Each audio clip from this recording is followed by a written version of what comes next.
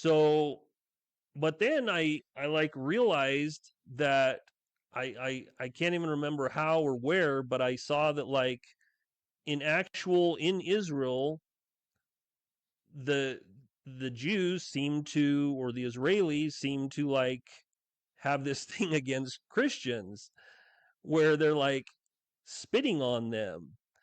And I saw this, and it's like, and so I typed it in here, and look at all these videos that come up of Jews, Israelis spitting on Christians. I mean, there's all the videos that you want to watch. You can see it, you can verify it. It's crazy. There's a ton of them. I mean, look at this. It just goes and goes and goes, right? So again, there's another question. If we, because of Christianity and the Judeo-Christian values and so on and so forth, were committed without question to Israel, why is it that the Israelis, from all these videos of how they treat Christians in Jerusalem or in Israel, why are they spitting on them? Why do they seem to hate Christians enough to where they literally will spit on them? They'll kick them. They'll, you know, here's a clip about this. Let me start here at the beginning. Were filmed spitting on Christian worshipers in the Old City. Video shows a group of Christians leaving a church carrying a wooden cross, walking by a group of religious Jews heading in the other direction. Several of the Jews then spit on the ground and then in the direction of the Christians as they passed by. A border police officer was even seen walking behind them and doesn't take any action in response. And today, the Israeli police announcing that they've arrested 5 people for their involvement in the matter.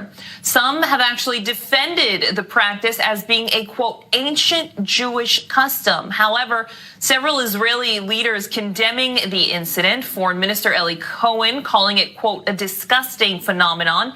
Prime Minister Benjamin Netanyahu speaking out in a statement released by his office, saying that he, quote, strongly condemns any attempt to intimidate worshipers and that he's committing to taking immediate action and decisive action against it. And finally, President Isaac Herzog says he will, quote, insist on protecting all religious communities from any vile expression of hatred or intolerance. Well, before I introduce my next guest, take a look at this. He's actually one of the people who's been standing up to these individuals spitting on Christian worshipers in the past. If someone spits now, what do you think? It causes more harm to the Jews? When does it help? You think that someone will believe that you believe in Jesus? You don't have to demonstrate outwardly. We know by the way you look.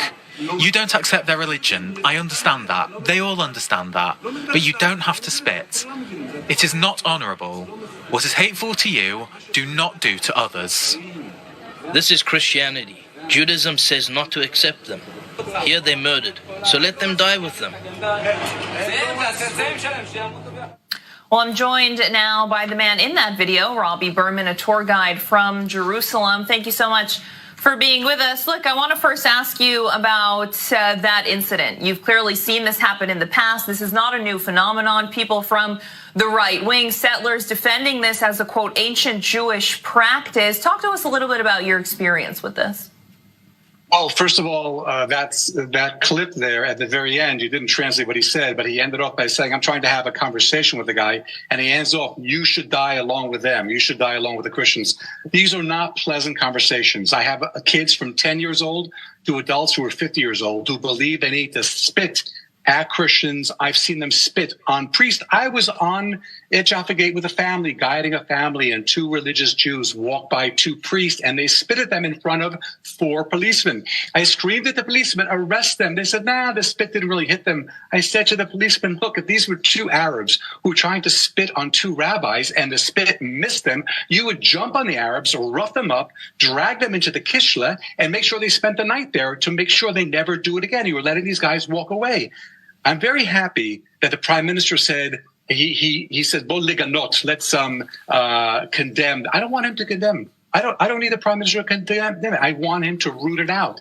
He needs to let Avi Cohen, the the commander of the police station of the Kishla Merchav David of the old city of Jerusalem. He needs to let him know that he wants him to stop it. He has the capability. Avi Cohen has the capability of making sure the police don't make sure this happens. You had said in your introduction that these groups are walking by with a policeman because the policemen are sent by Avi Cohen to protect the Jews. Why are the policemen out there to protect the Jews and also the Christians? They tell the Jews, look, we'll walk with you.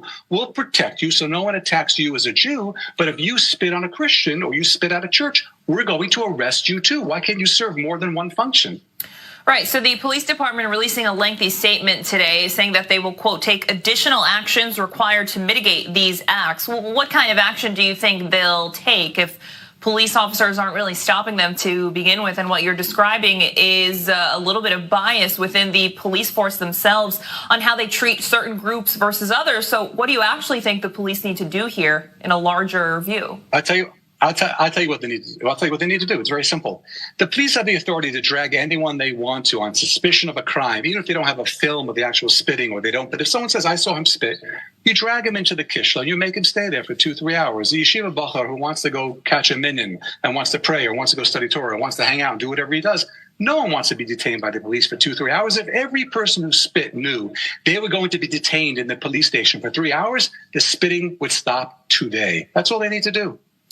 Well, look, there have been some pretty high-profile people like the prime minister, the foreign minister, the Israeli president who have come out against this.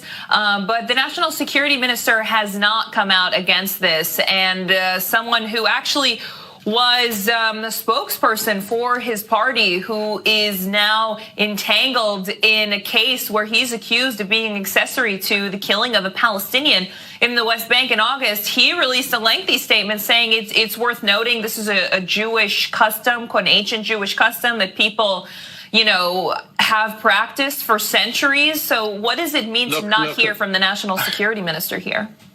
Okay, look, I don't want to hear from the prime minister. I don't want to hear from any ministers. I don't want to hear from rabbis. I want to hear from Avi Cohen. He is the chief of police. He could make it stop tomorrow. I'm a tour guide. Robbie Berman, the tour guide, is also a political activist.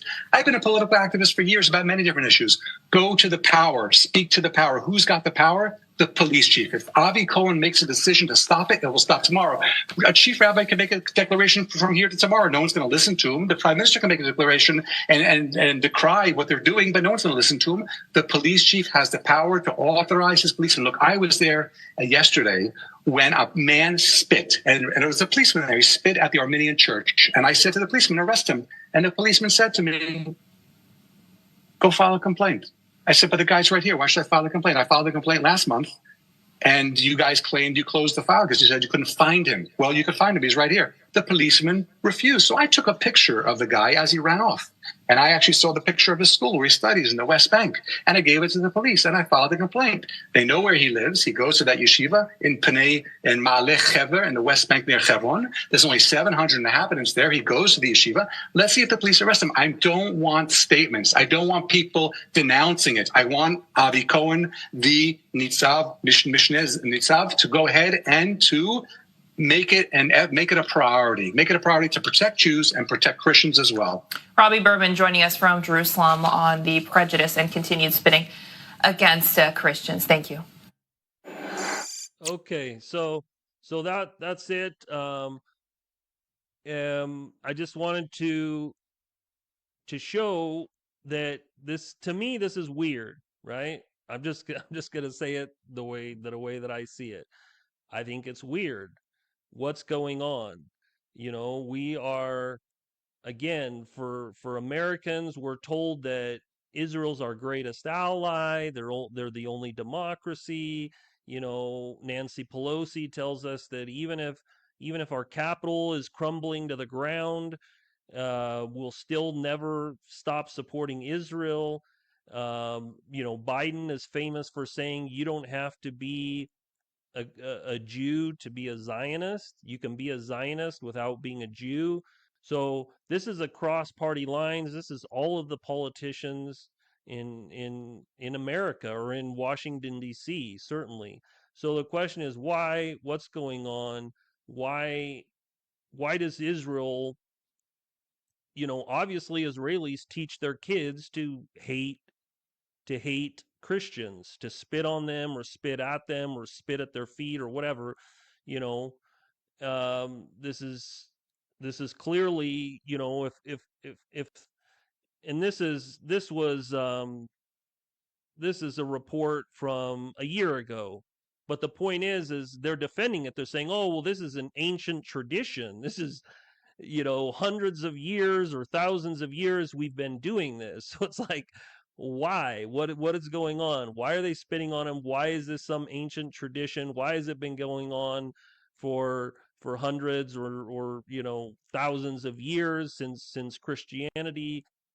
What's going on? Why is it going on? Why is the U.S. so joined at the hip with Israel and the intelligence agencies and services? Why can nobody question it? And if anybody questions, you know, our relationship with Israel or our money, the weapons, the everything, defending Israel, going to war with the Houthis, going to war with the Syria, going to war with Iraq, going to war with Iran, all of this, why? That is the question that a lot of people, I think, have. And that's what I want to explore with all of you. I'm not going to go any further with it today. We will look at, my intention is to share with you all what I've learned, um, and what I think is the answer to these questions. That's what I would like to share with you, and so that, you know, you can learn, and hopefully I will learn, and we can figure out what's going on and why. And knowledge is power. If you disagree with any of this, any of the wars, the all the aid to Israel, you know, going to war for Israel, you know, this whole, we got to support them even when they spit on us or they spit on, you know, fellow Christians or whatever, you know, why? And so the first thing I think is to understand the why, what's going on and why. So that's what I hope to share in future, you know, programs, and hopefully you found this informative and interesting. If you did, you know, give me a like, give me a comment. I put a couple polls up there as well. So, you know, a couple polls regarding this topic, as far as supporting Israel, supporting, you know, the attacks on the Houthis and so forth. So let me know your thoughts.